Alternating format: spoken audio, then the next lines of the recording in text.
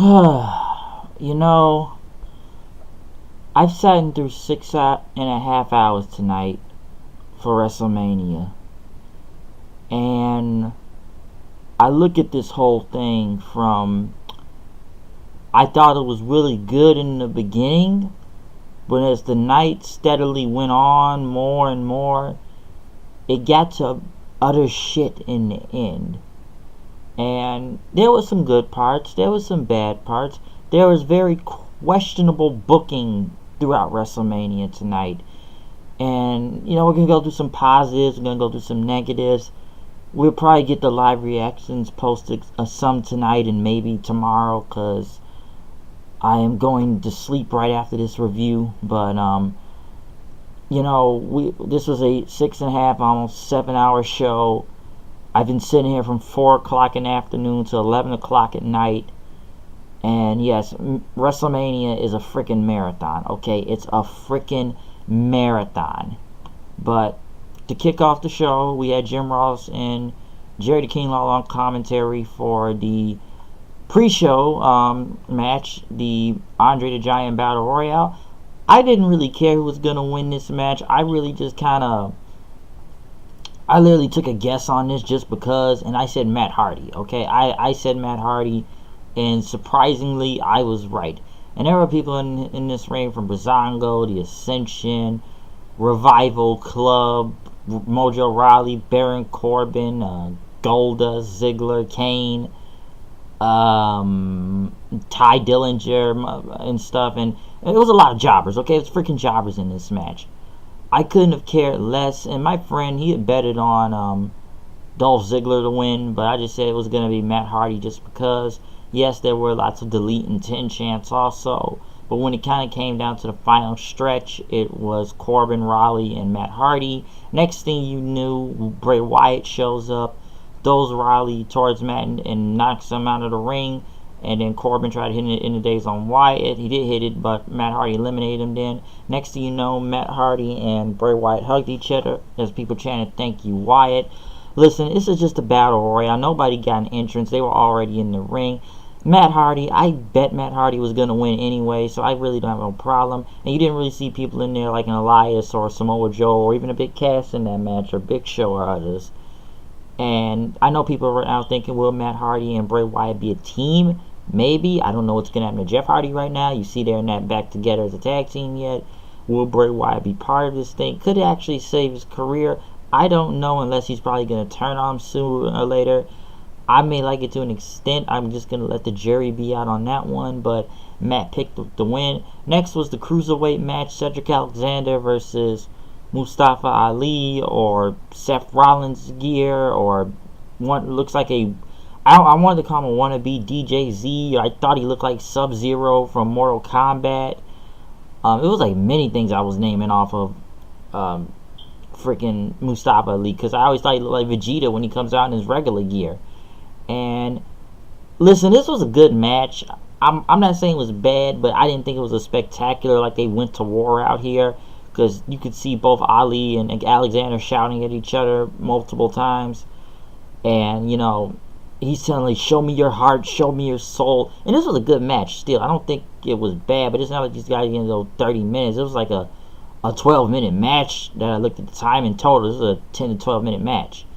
And yes, Cedric, after he kept hitting him with like freaking elbows, he tried to be remorseful, which people thought he was about to go heel at first, but he hit him with a lumbar check and then just hugged Alexander as Rockstar Spud there gave him the title and everything. So listen, I bet on Cedric. I'm glad Cedric won. It was a long time coming. I know Mustafa Ali is from Chicago and everything, and I like the guy too, but I was going with Cedric Alexander on all this. John Cena, who sat in the crowd multiple times of the night, multiple camera shots on him all night, so you're gonna see a lot of John Cena on camera, because he said he'd be sitting as a fan, and he was gonna sit as a fan. But as the Cruiserweight match itself, even though I just think these weird camera angles happen, the match was good. I don't think it stole the show. I've seen these two go against each other before, and I saw they had a better one on the 205 thing about a few months ago, and I thought that was a better match, but it was good for what it was. Women's Battle Royale, Paige is on commentary. Oh, I'll get into Paige in a second. Beth Phoenix is on commentary. Lillian Garcia announces. Becky Lynch, who actually got an entrance for a second. And next thing you know, the rest of the women are all they're all coming out together in the to the WrestleMania theme song, and there's a lot of NXT women. Well, first of all, we didn't see the iconic duo. We only saw Peyton Royce. No, I didn't see Billie Kay out there, but there were people from the Mae Young Classic, from Bianca Belair, Kairi Sane, Dakota Kai, Tamara Conti. I forget the Kavita, or Devi, or whatever her name was. Bailey got her own entrance, but then we cut the commercial, which is like commercials in these pre-shows, and Sasha gets some of her entrance televised. Carmella was literally ganged up on and threw out of the ring as she kept walking around the Money in the Bank. Then next thing you know, Dana Brooks saying, "That's not nice." I thought it was supposed to be a 30-woman thing, but she got thrown out. Dana Brooks gone. Then we had rapid fire eliminations. Then all the NXT women come up together and chant NXT. I thought Bianca Belair looked great doing a 450 and hitting people with her hair. But next thing you know, everybody's just getting thrown from left to right, absolution. Then the Riot Squad are nearly left in the ring. And so we actually get Sasha and Bayley, which the people actually popped for and went nuts. Until the next thing you know, it looks like they were about to go at it, but then Bayley took out Sasha. People thought she was going to turn heel, and people were really pissed also Becky was gone, because I'll admit Becky needed a dub here. She really did, because they don't do nothing with Becky, and she needed it. But after Bayley was eliminated, Naomi was still there, which they never even showed on camera. When I saw it on camera, Becky and Naomi were already on the ground, so I thought both of them were eliminated. So Naomi was able to pretty much come back and eliminate Bayley for the win, which was so out of the freaking blue. I expected, I just really expected Sasha Bayley to win. I really did, because that was the whole story. I like Naomi, and I hopefully Naomi goes somewhere. It's 2 WrestleMania wins for her in a row, but that was just. It was just out of the blue, okay? It was just literally out of nowhere. What was going on here? She just won just because, okay? So it's just pretty strange, all right? I just thought it was. I like Naomi. Hopefully there's a push for her soon enough, but literally out of the blue, why did she win? As for everybody else, was just kind of whatever. Some of these women moved kind of bad. I don't know about that Devi girl. I think she was Great Khali's student, so I'm not sure about that. Paige, oh God, Paige, dude. Listen, if there's one thing I could say what I've saw in the past 48 hours for WWE, how many times were they gonna play the little teaser trailer to the Paige movie, and then the weird intro from her several times? It was funny at first, but then it's just I keep forgetting the movie is about Paige. If you ask me, this was more focused on the Rock. That's kind of that's the real crazy part about it. It was just more on the Rock. It's like Paige is there, her and her brother want to be wrestlers, but I swear this was like the 5th, maybe 6th, 7th time I saw this trailer tonight, and it's like it made me think the Rock was coming back for a second. It's about Paige, just freaking strange. But as the official WrestleMania show kicked off, we kicked it off with a very great triple threat match from Finn Balor, Seth Rollins, and The Miz. One thing that was strange to me, and I really complained about this throughout the whole night, of the champions not coming out last. That didn't make sense to me. And I know there's grand entrances and stuff people gotta make, but the champion should always come out last, okay? And we kicked it off. They had Chloe and Haley. Pretty much, I believe Beyonce's artists sing America the Beautiful. They did good, I'll give them that. But as for the triple threat match itself, I thought it was strange Miz came out second. And Miz and Seth had these very grand entrances. I thought they looked cool. But, alright, if Finn Balor's coming out last, I'm thinking, okay, Finn Balor's going to be the demon. Finn Balor just comes to the ring with this, rainbow... I don't know, I guess he was trying to support the LGBTQ community, and that's fine if he wants to do that, but this is like he was trying to get the shirt over, and all these people just kind of come around there, and like this was the grand entrance for Finn Balor. I'm thinking this epic demon thing is gonna go down, and I'm sitting there like, why was he the one to come out last? And I had put my money on Finn to win this match, but after just seeing that entrance, it's just like Finn Balor's not winning this match. Okay, he's not. Like, where was the demon? Even I said WrestleMania, you could bring out the demon. That would have been necessary. This little rainbow stuff he was trying to put on. Like I said, I know he wants to support that community and you know, equality and everything, but in a way I felt, it's just to get the shirt over, and it's just kind of whatever. But Seth Rollins picked up the win with a double, pretty much curb stomp on both The Miz and Finn Balor. Got the win, becoming the new Intercontinental Champion.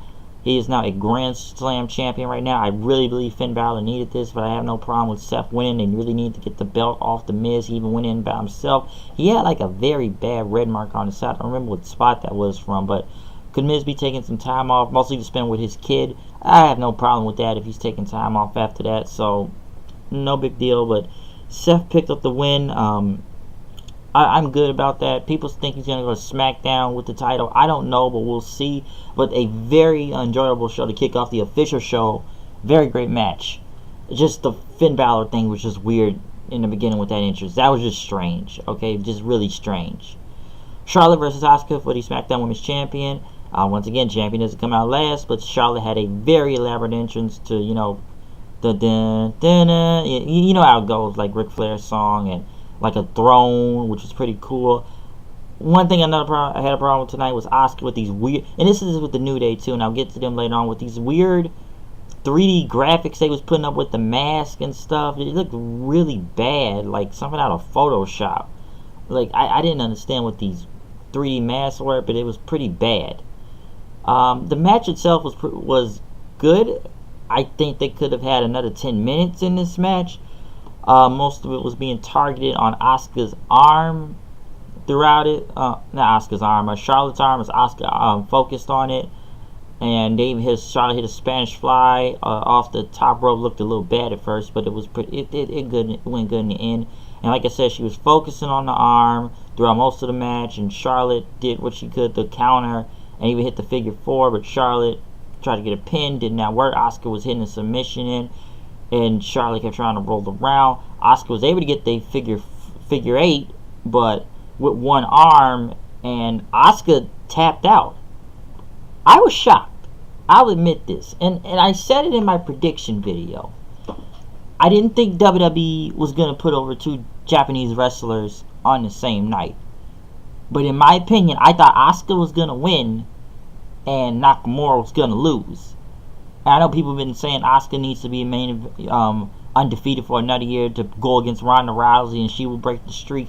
I was just shocked by this. I really did. And even after, when Asuka took the mic and said Charlotte was ready for Asuka and congratulated her, it almost felt like Asuka was about to go away for a while for some reason, like she was retiring. That was pretty strange too. Like, are you going somewhere? Like we know they're on different shows, but I just didn't really think Charlotte was gonna win this match at all.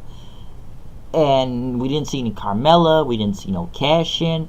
I just think it was. I think it was very shocking. The match itself was good, really great. I will say that. I still think it could have maybe did another 5 or 10 minutes, but this was a great match. It's just the shock value of her losing the streak, and it's almost like Undertaker losing it like once a few years ago in this same building in New Orleans. Is just kind of crazy. But I just really didn't think Charlotte was gonna be the one to break the streak. That's just. It was pretty epic, man. I'll admit that. That just kind of. I just didn't really know I just didn't think about that. But they didn't want to do the streak long. I don't know where Asuka goes from here. I don't think Asuka looks weak in the end. But this just really, one of the big things is like, why would you end? I didn't think they would end this here. I thought that Asuka was gonna win the title from Charlotte and move on with this thing, but I guess not. So I don't know what's next for these two. Like I said, they're both on different shows. I don't know where Asuka goes from here, but I just didn't think the streak would actually broken right here. And pretty much as they were walking away, a referee comes out and literally tells John Cena, like, we gotta go. Like, almost like telling the Undertaker's here and you gotta go. And John Cena literally bolts to the backstage then. Next was a Fatal 4-Way for the U.S. title. I really didn't care about this match either. I don't think a lot of people did. We first had Bobby Roode come out, but then he was interrupted by Aiden English, who now shaved his hair and started mostly rapping now for Rusev to come out. Jinder Mahal was next, and then Randy Orton came out then for the Fatal 4-Way. Listen, there's not much to say from here. And once again, I was actually right about this. Listen, Rusev was over as hell. Don't get me wrong. And people loved Rusev Day. But the WWE, some must have some type of beef with Rusev. They don't like it when you get over on your own. But they really did not like. They must really hated him tonight. I heard it was rumors that he wanted out of his contract before Mania. I guess if he wasn't winning or something like that. But in the end, it was just multiple RKOs. Rusev was like he was going to hit the win on Jinder with the accolade, but he was able to dodge it. Rusev kicked the one of them. He kicked the Singh brother. Jinder hits the Colossus win. He's the new U.S. champion, and he pins Rusev too. Let me point that out. Pins Rusev of all people, the most over guy in this match, and they pin him. And you know, I didn't think about this until I realized when somebody told me it's gonna be Jinder versus Randy Orton again, because Randy Orton's going to want a rematch for the U.S. title. So now we're back in the deja vu mode with probably more bad matches for both Jinder Mahal and Randy Orton. So that's what's going to happen. I know it wasn't a lot of time in this match. I kind of knew Jinder was going to win after what happened on SmackDown last Tuesday. Once Rusev got the win over him, I knew Jinder was going to have to get it back. But I don't know what to say about Rusev. They really don't want to invest in this thing. They don't want to really buy into this Rusev Day thing. They don't. Next was Triple H and Stephanie McMahon versus Ronda Rousey and Kurt Angle. Triple H almost had it's pretty much like the same entrance he had last year with motorcycles, except it wasn't a police escort, and it was women, and both him and Stephanie had their own bikes coming out. Kurt Angle actually had an entrance, which thank God the Pyro's back on the show for WrestleMania. Ronda Rousey had like Piper's gear in a way with the jacket and the shirt and the kilt also. Which he really had to adjust throughout this match. Listen, let me say something about this match. Wow, I'll say this. I'm very shocked that this match went this long. There's a lot of things to pick from this. I will say this was probably one of the hottest matches tonight. And it was like a circus out here, okay? This was like a freaking circus. This was like, I even want to say overbooking at its finest, like very just ridiculous, insane spots that was just going crazy, but the crowd ate that shit up, and it was freaking big. Okay, it was entertaining, but I'll admit it went very long. Like, where do we even begin? From Rousey getting in the ring, which first off, I'm surprised they gave Stephanie McMahon this much offense. Stephanie got so much offense dodging Rousey's armbar, like. Stephanie's hitting DDT. Stephanie's knocking Rousey like it's nothing half the time, and just pulling out all these wrestling moves. Like I'm actually was surprised at that, because I know they was gonna let Kurt Angle and Triple H go first, and wow, almost like 2001, and they're going at each other, throwing each other past the announce tables and stuff. And Rousey trying to hit the cross arm breaker in, but Stephanie blocked it and gouging the eyes and running around the ring and coming back, sneak attacking every time.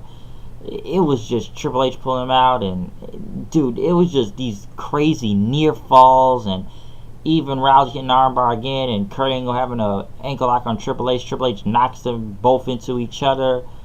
Rousey even just hitting punches at each other too. We got Dana White sitting out there and just trying to beat up Triple H. Dude, it was just these spots I could just name like crazy. Even Kurt, I thought Kurt Angle and Triple H did good. Kurt Angle really did good. I know people have been talking about Kurt Angle a lot, but I think he did good. Angle hitting German suplexes then. He was like going to go for an angle slam, and it kind of ended into a pedigree then. And by the way, let me count near the beginning of all this. The crowd went nuts when Rousey got in the ring, okay? Because, listen, I'm sure we all want to see her get her hands on Stephanie. That was the main part, get her hands on Stephanie. And as they still trying to do this armbar thing, Stephanie's just breaking out. They were going to do double pedigrees, but Angle flipped Triple H to the outside. Rousey pretty much took Stephanie's arm and had pretty much Stephanie tapped out immediately. And I'm sure ESPN and stuff is going to eat this up. I know a lot of people said this was probably a choreographed match as hell, because I'm sure they said they probably trained a lot of this maybe in the past month or two in the performances so they can make sure this match goes on as perfect as possible. The crowd ate it up, okay? They ate it up. This is probably one of the biggest pops of the night, if you want to look at it, okay? And Rousey wasn't bad. I'll give it that. Rousey wasn't bad doing German suplexes and some other moves, going quick at it. She wasn't, but some people really did believe this match was very choreographed. I've been reading that all night. But we knew they were going to go over. I'll give it that. I am just surprised they gave Stephanie McMahon so much offense to make her literally look like a legit, credible threat to Ronda Rousey. Like, they really did their best to make her look strong and all this. I get Triple H and stuff, but they really did their best to make her look strong. This was probably one of the biggest pops of the night. Really was. Next, once again, one of those bad CGI stuff they were putting on graphics. New Day with these pancakes and midgets in pancake costumes doing worms. I don't understand what this pancake thing was. This was just ridiculous. And this was a tough act to follow after the whole Rousey thing. I felt bad for the Usos right here because they talked about how they haven't made it on WrestleMania in about 9 years. And, you know, what they've been on WrestleMania, but it's finally their time on the main roster. And they're going against the Bludgeon Brothers and stuff. This was just a way for the Bludgeon Brothers to get them over as a top, you know, destructive team. This felt like a match that could have been on SmackDown. The match was only 5 minutes and 50 seconds. I felt bad to the Usos, and I really wanted them to get a big win. But usually I would say the tag team match would steal this type of thing. But it didn't. I wanted them to be really one of the best matches on the shows. But it just kind of came and went by, and it was just really tough to follow after the whole Rousey match. It really was. And I feel bad for the new Usos. Everything they built them up to finally get to WrestleMania was just kind of shit. It really was. I felt bad for them. So they didn't really do much with the tag team division other than what? Bludgeon Brothers win. And, you know, like I said in my argument before, the tag team champions, they come out second, but they don't come out last. Doesn't make any sense. John Cena came back out in his gear ready to face the Undertaker, but it looked like he was never coming. Elias trolls everybody and comes out, sings in the song, and Cena backed up. He's going to get the performance of a lifetime, insulting Cena and the people in the crowd. John Cena pretty much got pissed and hit Elias with an FU, and as he looked disappointed, he pretty much started walking away until his music stopped playing. Spotlight happens, Undertaker's hat and gloves and I believe coat was in the ring. Lightning strikes, thunder effects, and then next thing you know, Undertaker makes his entrance, which I'll admit we did not get no biker taker, and I guess they really weren't going to go to the whole American Badass Taker, or even Kid Rock performing up for him. We got the Dead Man, which really walked to the ring, and the referee was dead. It was pretty much right here, right now, Undertaker versus John Cena, okay? And Undertaker, this was a squash match, pretty much. Undertaker pretty much murdered John Cena. Cena literally hit like a side suplex and tried to hit a 5-knuckle shuffle, but that was it. Think of this match as that John Cena pretty much got choked up. He got caught slipping, and he was so caught off guard at this, he didn't really know what to do with this match. I'm sure they're going to do some Cena redemption storyline, but Undertaker moved like he was 2007 Taker out there. This dude was just running back and forth across the ring, hitting old school's big boots, snake eyes, leg drop, all of Undertaker's signature moves, rising up, everything, pretty much in a choke slam and a tombstone power driver, and a 2-minute and 45-second match, okay? Undertaker went in, once again, another biggest pops of the night. The Dead Man was back. He moved like he used to, so I don't know if it was a one-off thing. I feel some people feel like they're going to continue this story for another year. Cena's going to mostly do his whole road to redemption thing, and so he's ready to face the Undertaker again because he was so caught off guard and trying to get the Dead Man to show at Mania. He showed up at Mania, and John Cena got his ass kicked in Mania. I think both men redeemed themselves what happened last year at WrestleMania in both of their matches. Listen, I know Cena did that mixed tag, but that was a waste of time. Undertaker just looked bad last year, and he looked like $1 million tonight. Okay, Undertaker went in, and Undertaker kicked ass. So the Dead Man was back. Shane McMahon and Daniel Bryan, who got a video package of multiple people around the world chanting yes, went against Kevin Owens and Sami Zayn, which immediately attacked from behind and took out Bryan first, but Shane was the only guy at the time, and he just does his little silly 1-2 punch combos right here, and odd like bicycle kicks was just pretty strange, I'll give it that. And Shane did what he could, trying to sell the whole hernia or diverticulitis thing. I guess that was going on with him, trying to sell that. He finally got Bryan with the tag after he tried to dodge Owens and Zayn. Pretty much on Daniel Bryan was going in at Kevin Owens and Sami Zayn, hit him with multiple yes kicks, the running drop kicks from everywhere, the Hurricane Rana. But Shane kept trying to get involved. They kept knocking Shane off. Even Bryan had took a pop-up power bomb, but he still kicked out of that as Owens and Zayn looked shocked. And pretty much Shane was able to get back in as both of them were about to try and take out Daniel Bryan. But Daniel Bryan, who pretty much, like I said, next biggest reaction of the night, yes chants all in unison across the crowd, hitting his yes kick, hyping up the crowd, and a yes lock. Welcome back, Daniel Bryan, to WrestleMania. It was a good match, okay? So, Bryan got to be back in the ring. Pretty straightforward. Do I think Owens and Zayn will go to Monday Night Raw? That looks like it may be, since they are barred off of SmackDown. They're barred off of SmackDown now, so I feel like they will show up on Raw sooner or later. But Bryan got to be in a match at WrestleMania, and he probably had the biggest hype out of night. Match, like I said, match was pretty much straightforward. Not the biggest thing to talk about, but he was back in the ring and he did good. So I will say that. A match I do not give a fuck about on next: Alexa Bliss versus Mickie James. With Mickie James, who's still out there for some reason, went against Nia Jax. I know people made fun of Nia Jax's gear, saying it was like a Michael Jackson gear from back then. Listen, this match was just kind of whatever in my opinion. I wasn't really paying attention throughout this match. I just did not care. People were probably waiting for a Money in the Bank cash in from Carmella again, but we saw no cash in through here. Jax got the win. Super Samoan drop off the top rope. Went over to hug, I believe, The Rock's mom and daughter that was out there, so hugged them. I guess I don't care about this match. I just really don't. I'm surprised they let it be this late on the card. So, yeah. Next was, oh boy, this is going to rub a lot of people the wrong way. Shinsuke Nakamura versus AJ Styles for the WWE Championship. The dream match, everyone says. The Wrestle Kingdom 10 rematch. Nakamura, who had Nita Strauss of Alice Cooper's band, pretty much playing his theme with violinists and drums. Epic ass entrance. Some people tell he stole from Tanahashi and he would have used this entrance. When it's AJ Styles, we had a pretty much basic kind of entrance, but and stuff. But I loved his entrance though, Nakamura's. Now, as the match for itself, where do we begin everything we say from this match? One, this match did not live up to the Wrestle Kingdom 10. It didn't, okay? It just didn't. There was a lot of rest holds. I don't know if the crowd was probably fatigued because they've been there all night, but I knew they had some energy even after the whole Bliss match, but the crowd was either fatigued or they were just silent. There was a lot of rest holds in this match. It didn't really live up to the Wrestle Kingdom thing.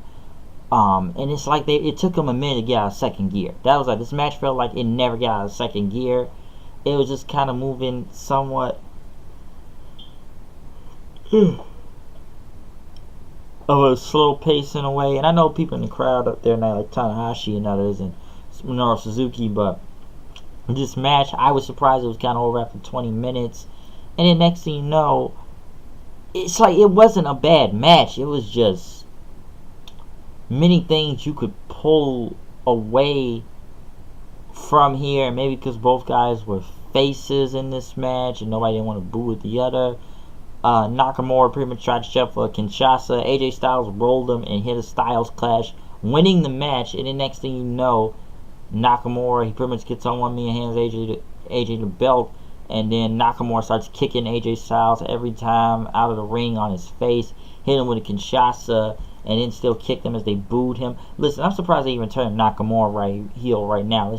Come on, this guy's turned heel before Roman, but I don't know how Nakamura's going to work his heel. I know they probably going to go back to Chaos like he did in New Japan, but I highly doubt that. This match didn't live up to the hype. It was a good match, but it's not going to be the greatest matches of all time if you look at it. Like the better one was at Wrestle Kingdom. This one here, they just never get out of second gear in these moments of this match. It just kind of lacked suspensefulness, and people were somewhat suspense, but they weren't that suspense in the match because it was just trying to see who was better out of the two. But this was a very disappointing match, and I'm sure it's going to continue now, but this is WrestleMania. This is their biggest show of the year. They should have been leaving it all out on the line. Like I said, it's a rematch now, but they should have left all of it out for the line. These two should have went to freaking war with each other. It was just subpar to okay at best. They should have went to war. I don't know why they didn't, but they should have. Sheamus and Cesaro versus Braun Strowman, and Sheamus and Cesaro had a Mardi Gras band coming out, but Strowman destroyed that and said, who wants to be my partner? Asking for the crowd. Like, we're wondering for many months, a month or two now, who is your partner? And I've been hearing names from James Ellsworth to Big Cass, Samoa Joe. People want to say Lashley for some reason.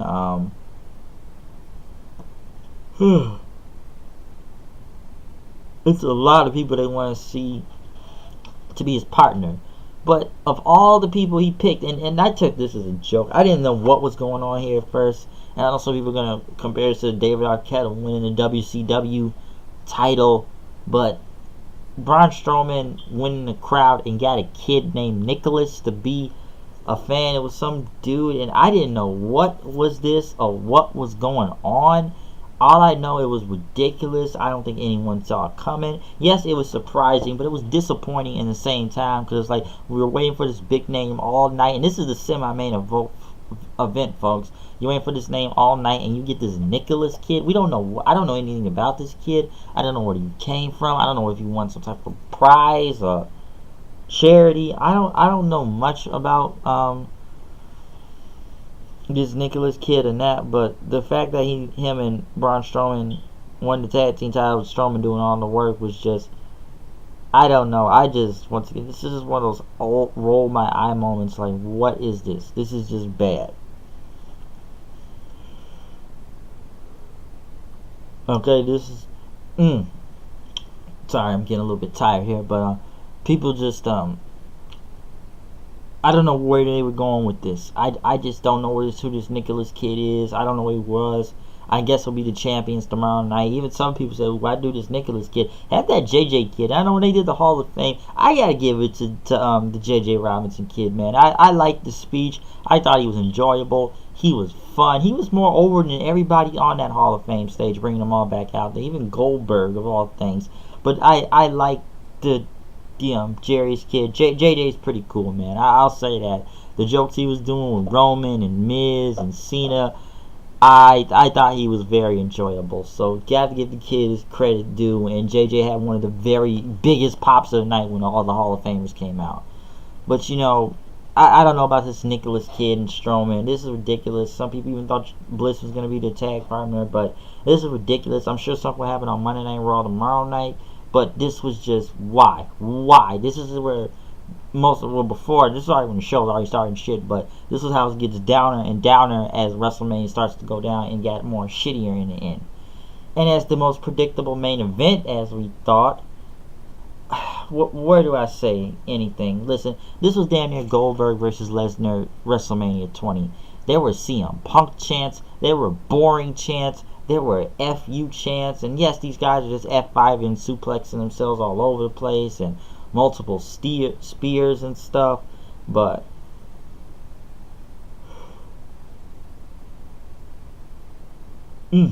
sorry, I'm losing my train of thought there, but yes, there's near falls and stuff, but the crowd was mostly playing with a beach ball during that whole time. They were playing with a beach ball and then paying attention to the match itself, so they never really knew what was.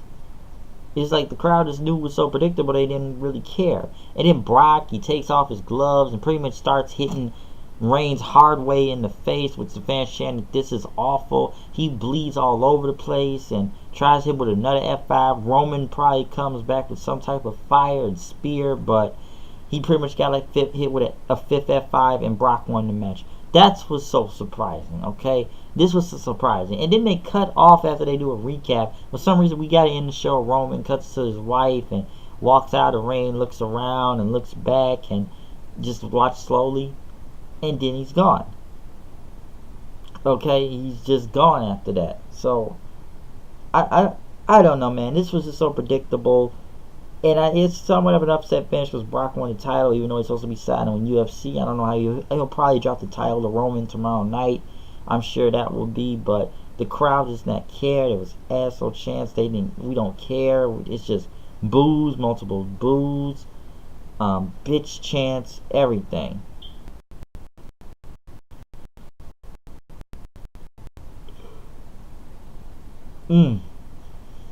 So yeah, I know some people say they're gonna turn Roman heel tomorrow night. I'm not even sure, but this is like the fourth guy. This guy is main event at WrestleMania, and I just don't know what they're doing at this point. Okay, this is just ridiculous. Some people say they pulled a Naito and Okada at the last minute by changing the finish to the match or who was gonna win here, but I just don't know where this. We knew this main event would be bad, okay? We knew it would. We knew both these guys weren't probably going to get over. Brock had a sort of cheer out there, but just immediately turned out the boos. But yeah, this is my review of WrestleMania 34, okay? Listen, there's a lot of negatives like I've named tonight and a lot of positives here. Listen, I enjoyed the triple threat match for the Intercontinental Championship. That was probably one of my favorites. Asuka versus Charlotte is a good one. Don't even know it got kicked out already. That kind of wasn't good. Daniel Bryan making his big return. Of course, that was going to be a big build-up. Undertaker coming back 2 minutes and 45 seconds, but the crowd still popped for it, though. So, yeah. This was a show that was just, it just goes both. Okay. That was strange. But yeah, this show, it just goes both ways. It's like, I've sat here 6.5 hours. I'm getting a little tired now, so I'm about to end this really soon. But I'm sitting here 6.5 hours. I'm literally exhausted off of this show, alright? I'm very exhausted from what I've seen. Some things I popped for, some things I didn't. But you just had negatives when we got near the end of the show. There are people I know that haven't watched wrestling in a while, and they just wanted to watch WrestleMania. And they came back and told me, this is shit. Fuck this. Fuck the WWE. Fuck WrestleMania, because they already haven't seen it. What they saw tonight was utter garbage. Listen, the main event sucked. We already knew that was going to happen. Styles versus Nakamura just was not good, okay? Did not live up to being some hype. Easily should have been a match of the year contender. Yeah, and they turned Nakamura heel. That was the most out of the blue thing. Hell, they turned Nakamura heel before they turned Roman heel, okay? The Raw Tag Team division is a freaking joke at this point, and I'm sure they pretty much buried the bar right there. I feel bad for the Usos because I feel that they should have had their moment and even more time in this match. I think I mostly told my great parts already, from the Ronda Rousey thing to Undertaker coming back to Daniel Bryan's big return and stuff. And like I said, the triple threat match too. But it was just steadily more and more. This show was just starting to get bad. Charlotte and Asuka, even though I deserved, probably need another hour, and just shocked at the streak ending. So yeah. But this is my Monday Night Raw review. I'm sorry, Monday Night Raw review. I'm sorry. WrestleMania 34 review to what we've seen tonight. I will have live reactions, but I will probably work on those tomorrow. I am going to go to sleep from here because I am physically exhausted from this show. So comment, subscribe, tell me what you think. I hope you enjoy WrestleMania. You tell me if you thought it sucked. You tell me if you thought it was great. Any way around the board, any way to listen to it, go right ahead. But this is my opinion on WrestleMania. We will be back tomorrow night for the Raw After Mania, so I'm going to go sleep and get some energy up for that so I can be ready for tomorrow night. So I am out of here. I will see you guys later. Peace out. I hope you enjoy WrestleMania and this very long wrestling weekend, because I saw a lot of shows. And would you say NXT TakeOver was the superior show? Hey, you may want to do that, folks. TakeOver New Orleans may have just beat WrestleMania again. The TakeOver, folks. So yeah. So I'm out of here. I will see you guys later. Peace out.